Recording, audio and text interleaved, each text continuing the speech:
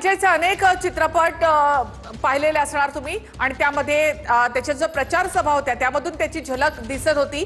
अनेक आश्वासनांची खैरात त्याने केलेली होती आणि त्यानंतर तामिळनाडूमधल्या जनतेने टीव्हीकेला अर्थात थलपती विजयला पसंती दिलेली आहे। डीएमके एआयडीएमके आलटून पालटून सत्तेमध्ये असायचे तामिळनाडूमध्ये, मात्र या दोन्ही पक्षांना बाजूला सारत एक नवीन आलेल्या पक्षाला तामिळनाडूमधल्या जनतेने पसंती दिली। तमिळनाडूमध्ये अभिनेता विजयच्या घरी अगदी जल्लोषाचं वातावरण आपण या ठिकाणी पाहताय। 2024 मध्येच टीव्हीके पक्षाची स्थापना, तमिळगा वेत्री कळघम असं पक्षाचं पूर्ण नाव आणि विजय हे दोन्ही मतदारसंघातून आघाडीवर आहेत आणि जर आपण पाहिलं तर त्यांच्या घरी सुद्धा अगदी त्यांच्या मुली सुद्धा जल्लोष करत असल्याचं या ठिकाणी पाहायला मिळतं। तमिळनाडूमधली सर्वात मोठी बातमी, टीव्हीके हा सर्वात मोठा पक्ष म्हणून तमिळनाडूमध्ये उदयास येतोय।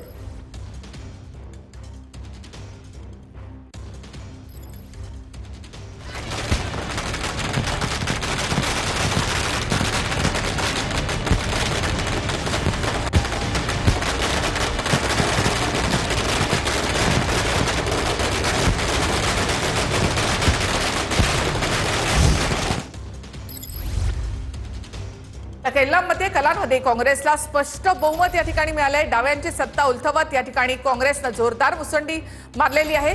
एकमेव डाव्यांच्या या गडाला काँग्रेसने सुरुंग लावलाय। केरळमध्ये कलांमध्ये काँग्रेसला या ठिकाणी बहुमत मिळत असल्याचं चित्र आहे। डाव्यांच्या एकमेव गडालाही काँग्रेसकडून सुरुंग लावण्यात आलेला आहे। यूडीएफ कडून एलडीएफला सुरुंग लावण्यात आलाय।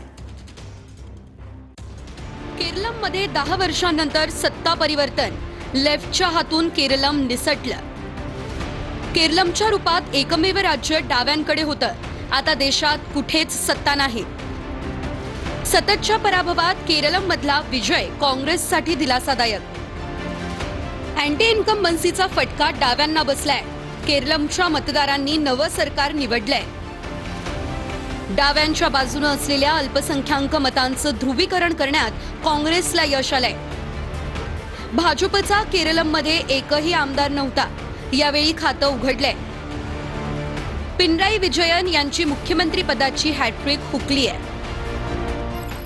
आणखी एक महत्त्वाची बातमी, डाव्यांच्या एकमेव गडाला काँग्रेसकडून सुरुंग लावण्यात आलेला आहे। केरळमध्ये काँग्रेस सत्ता स्थापन करणार आणि काँग्रेसच्या कार्यकर्त्यांकडून नेत्यांकडून आताच सेलिब्रेशन सुरू झालंय।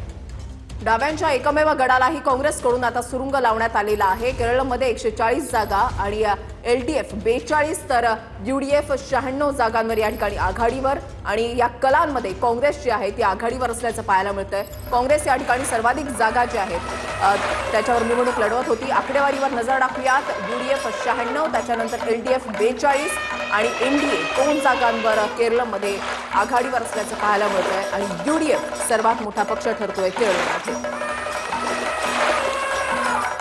पश्चिम बंगालमधली आकडेवारी एकूण जर आपण पाहिलं, TV9 मराठीची संपूर्ण स्क्रीन 5 राज्यांच्या निवडणुकांचा निकाल आणि त्यासोबतच बारामती आणि राहुरी सारख्या पोटनिवडणुकींचा निकाल सुद्धा आपण उजवीकडे या ठिकाणी पाहताय।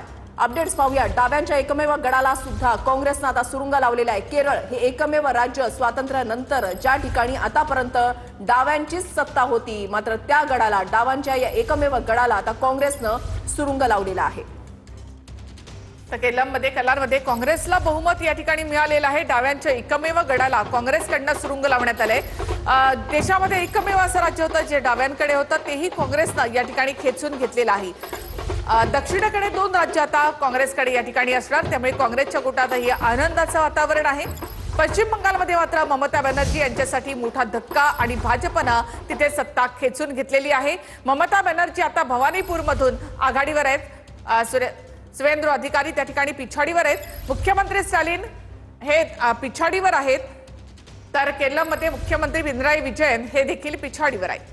आसाममध्ये मुख्यमंत्री हिमंत बिस्वा शर्मा हे जलुकबारी मधून या ठिकाणी आघाडीवर आहेत। पश्चिम बंगालमध्ये मुख्यमंत्री ममता बॅनर्जी भवानीपूरमधून आघाडीवर आहेत। तमिळनाडूमध्ये मुख्यमंत्री स्टॅलिन कोल्हापूरमधून हे पिछाडीवर असल्याचं पाहायला मिळतंय। तिकडे केरळमध्ये मुख्यमंत्री पिनराई विजयन हे देखील पिछाडीवर आहेत। भवानीपूरमध्ये आपण पाहतो ममता बॅनर्जी आता आघाडीवर गेलेले आहेत, तर सुवेंदु अधिकारी इथे पिछाडीवर आहेत। नंदीग्राममध्ये आपण पाहिलं तर सुवेंदु अधिकारी आघाडीवर आहेत, मात्र भवानीपूरमध्ये आपण ममता बॅनर्जी यांचा पराभव करणार असा विश्वास त्यांनी व्यक्त केलाय।